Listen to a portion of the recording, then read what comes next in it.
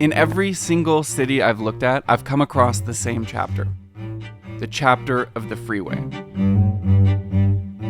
Freeways are like rivers. Life sprouts up along them. But unlike rivers, freeways didn't follow the path of least resistance. Their placement was deliberate. This isn't really the chapter of the freeway that I'm seeing. It's something much bigger that I couldn't see at just the city level. To date, the 56 Highway Bill was the largest public investment in infrastructure in American history. This is Adam Paul Susanek, who's been working on a project called Segregation by Design. Segregation by Design is basically my PhD dissertation. I'm looking at communities that were destroyed by urban renewal, quote unquote, of which interstate construction is a component. The Federal Aid Highway Act, signed by Eisenhower in 1956, marked the beginning of freeway construction.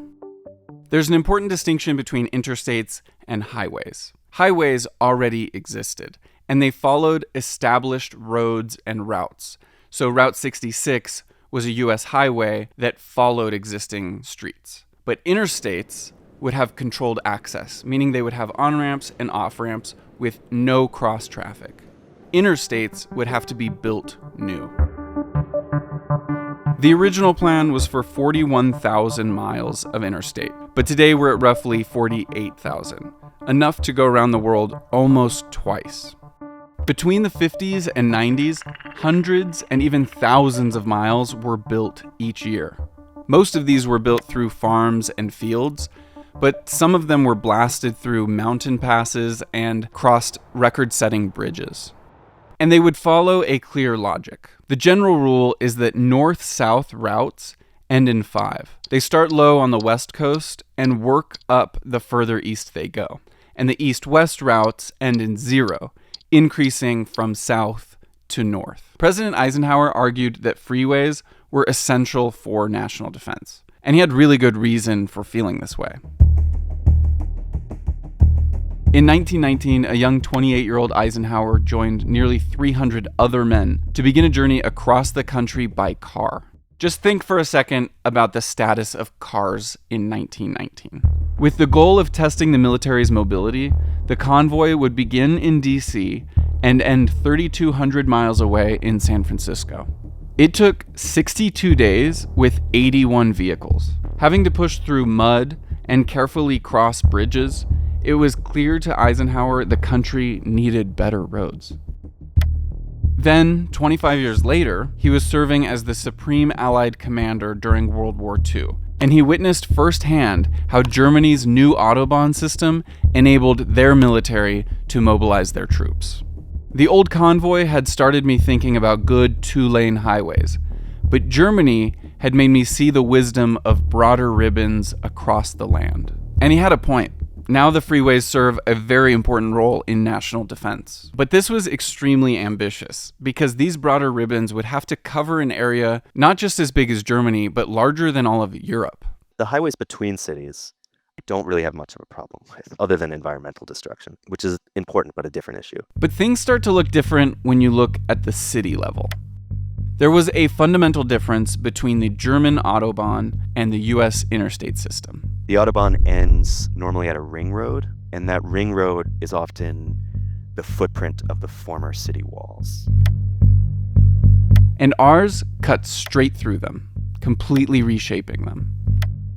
This is where we run into the bigger story that I couldn't see at a city level. The 56 Highway Bill comes at a really interesting time in the United States.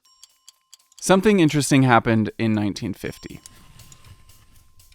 The urban core of almost every single U.S. city began to decline for the first time. And if you think about 1950, this is right after the war ended. Technology is rapidly advancing and the suburbs are growing. But one of the driving forces behind this is white flight. It's hard to pinpoint a true start, but a strong inflection point was the Great Migration. So 6 million Black people moved from the rural South to the urban North and West. And it's not just a movement out of the South, it's really a movement from rural areas to the city. That big influx of people kicks off a lot of changes. That ultimately leads to sprawl and urban renewal. So the general trend that was happening is that urban cores in American cities were becoming more diverse. And in a segregated America with racial anxieties and economic incentives, white people were drawn out of those urban cores into the suburbs. And by 56, this pattern is really well ingrained. We haven't really built highways, but white people have moved out to the suburbs. The idea of the inner city has formed. This is every city, basically. And as the suburbs were growing, the urban cores were being left behind.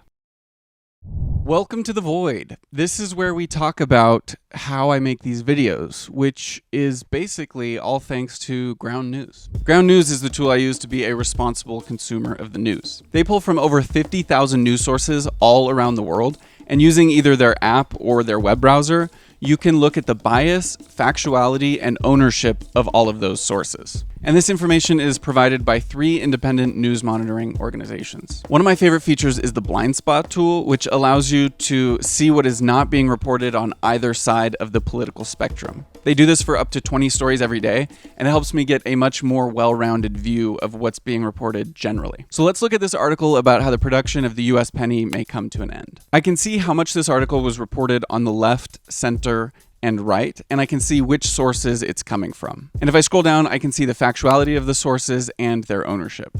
But what I like most is it shows me the headlines from the left, center, and right, and points out the differences between them. You can get 40% off their Vantage plan, which is the plan I use to get access to all of their features, by going to ground.news/Daniel Steiner. The link is at the top of my description, or you can scan this QR code right here. Thank you so much, Ground News, for sponsoring this video. I support them so much, and you supporting them can also be supporting me. So if you get Ground News, we can all support each other. Back to the video. In the early 1900s, almost every major American city had a streetcar system. These were pretty substantial systems. They were electric. Through the 1900s, the ridership of streetcars plummeted. There's a big uptick during World War II because of gas rationing, and then they turned that off immediately at the end of the war. In that same time, the number of registered vehicles steadily grew. Cars were winning. In 1917, there were roughly 45,000 miles of operating streetcar track across the US. But by 1960, only 1,000 miles remained. This had a lasting and unfortunate side effect on the layout of our cities, because suburbs created by streetcars are different than suburbs created by automobiles. Fundamentally different. The older suburbs have a grid, because it's based around the node of walking to the streetcar, whereas the newer suburbs, they are cul-de-sacs and they're all over the place. They don't have a grid. And that's why, you can't really install public transit really at all. But that was by design. Dozens of streetcars around the country were bought by a company called National City Lines. Funded by GM, Firestone, Standard Oil, and Mack, National City Lines ripped the streetcars out and destroyed them. Because they are trying to replace the city's transportation network from rail and steel wheels to rubber, because they make the rubber. These same companies formed a lobby group called the National Highway Users Conference, which pushed for the bill that the U.S. government would fund the interstate system across the U.S. The funding of this program is a whole other story, but it's fascinating because if you think about it, railways had to build their own tracks privately. They had to pay to build their own tracks and operate them. But this was different, where the federal government would pay for the roads that the trucking and automobile industry would benefit from.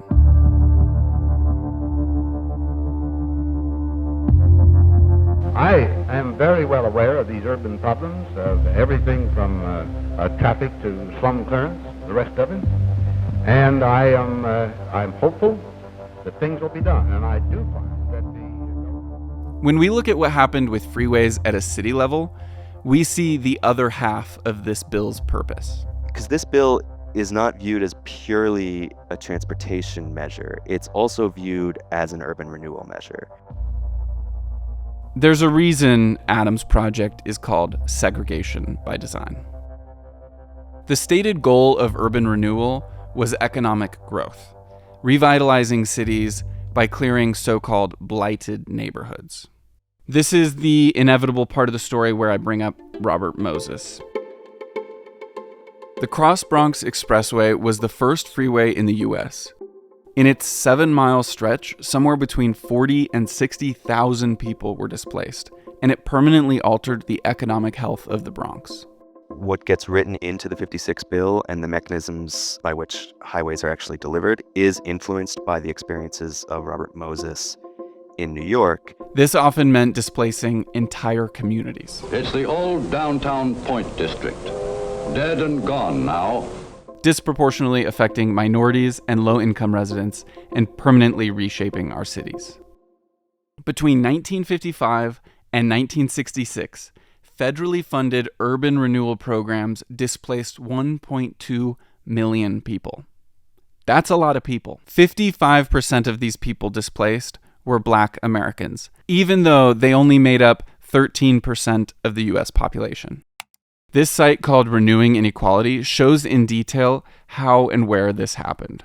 It's linked below, and I really recommend you go poke around on it. And as racial categories change over time, like, it's not just Black people who are being discriminated against. A lot of white folks have this in their past, especially like Irish and Italian heritage folks. Asians, obviously. Chinatowns were destroyed across the country. Many of these areas labeled blight or slum that were targeted during urban renewal were functioning communities that had simply just been left behind by the wealthy tax base. The point of the highway then becomes to connect the white people in the suburbs to the jobs downtown and to clear out the neighborhoods adjacent to downtown that downtown property owners view as detrimental to property values.